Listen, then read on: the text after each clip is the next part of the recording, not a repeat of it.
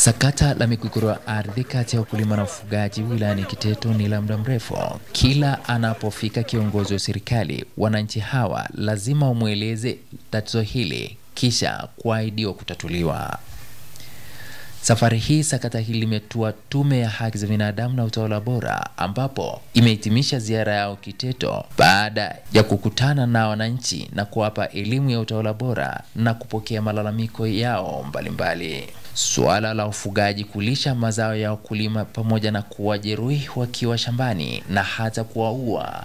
Hapa wanasema wafugaji wanachokifanya wakati wanalishia shamba, wanatembea na redio. Wakifika shambani wanaweka redio, wanaweka zile nyimbo za Kimasai. Wenyewe wanacheza, mashamba yanaendelea kulishiwa. Utaona viongozi wa serikali, gari la polisi na viongozi wa serikali wakienda kuwatoa wakulima wanaolima kwenye nyanda za malisho.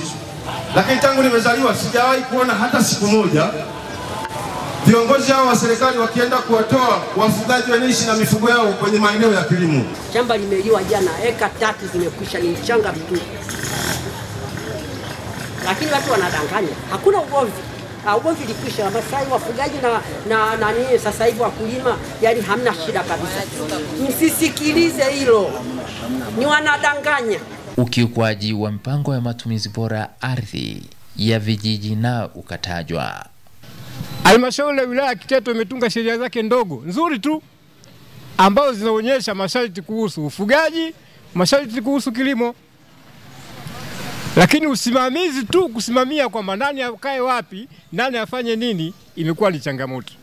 Kero yangu mimi ni ya ng'ombe kwenye mashamba. Na kuna mtu mmoja ambaye imekuwa ni kero kubwa sana, amekuwa yeye ndio serikali, si tuliyobaki raia. Kwamba mkuu wa wilaya amekwenda maeneo hayo, alafu amewapa wale ndugu zetu wafugaji, wamewapa muda wa miezi 6 wahamishe ng'ombe. Mkuu wa wilaya ndio. Hakuna mtu ananisikiliza kwa sababu niko mwanamke na sina mwanaume wa kunishughulikia. Nilifiwa na mume wangu na hayo mashamba.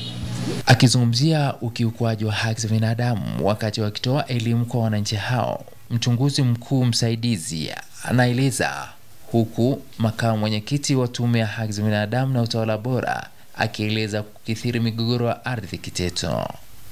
Lakini pia tukizingatia hizi haki za binadamu, hakutokuwa na migogoro baina ya serikali na wananchi. Yaani sehemu nyingi ambazo tumekwenda kumetembelea, migogoro ya ardhi ipo kwa kiasi kubwa sana. Hii tunataka kusema kwa mkoa wa Manyara, hili limechukua nafasi kubwa sana. Mimi ni Mohamed Chumvi, askari wa mwamvuli wa EATV.